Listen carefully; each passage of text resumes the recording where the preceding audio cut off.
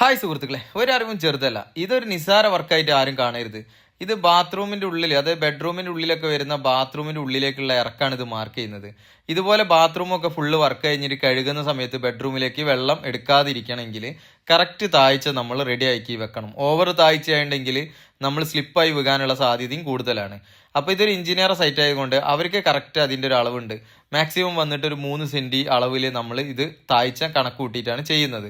നമ്മൾ ചെയ്യാറുള്ളത് പറഞ്ഞാൽ 5 സെൻറ്റി, ഒരു 6 സെൻറ്റി മാക്സിമം പോകും. ചില സൈറ്റിലൊക്കെ 6 സെൻറ്റി വരെ മാക്സിമം പാർട്ടിക്ക് അനുസരിച്ച് ചെയ്ത് കൊടുക്കാറുണ്ട്. അപ്പോൾ അതിൽ കൂടുതലൊന്നും ചെയ്യാറില്ല. എന്ന് വെച്ചാൽ ഒരു 2.5 ഇഞ്ചിൻ്റെ കൂടുതലൊന്നും നമ്മൾ വർക്കിൽ നമ്മൾ താഴ്ച വെക്കാറില്ല. പിന്നെ ഇതൊരു എഞ്ചിനീയർ സൈറ്റ് ആയതുകൊണ്ട് തന്നെ നമുക്ക് ഇവിടെ ഓപ്പൺ ആയിട്ട് തന്നെ ടാങ്ക്, കൺസീലർ ടാങ്കാണ്, ഓപ്പൺ ആക്കി ബോക്സ് ആക്കിയിട്ടാണ് ചെയ്ത് കൊടുക്കുന്നത്. പിന്നെ ഇവിടെ വാഷ് ബേസിൻ വരുന്നുണ്ട്, ഹീറ്റർ വരുന്നുണ്ട്, ഡ്രൈ വാട്ടർ വരുന്നുണ്ട്. അപ്പോൾ ഡ്രൈ വാട്ടറിൻ്റെ ഈ ഒരു ഭാഗം നമ്മൾ ഷവർ ഏരിയ താന്നിട്ടാണ് വരുന്നത്. അല്ലാത്ത ഭാഗം ഒരു ക്ലോസറ്റും ബേസിനും വരുന്ന ഏരിയ അതിൽ ഒരു 3 സെൻറ്റി പൊങ്ങിയിട്ടാണ് വരുന്നത്.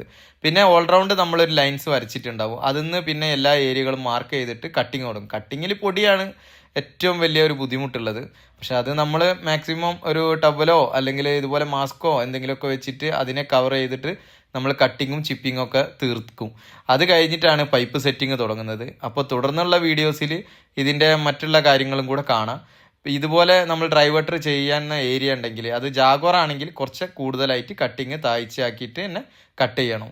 അപ്പോൾ ഓരോ കട്ടിങ്ങും നമ്മൾ ഓരോ ഏരിയയും ഓരോ മെറ്റീരിയലിനനുസരിച്ചായിരിക്കണം കട്ട് ചെയ്യുന്നത്.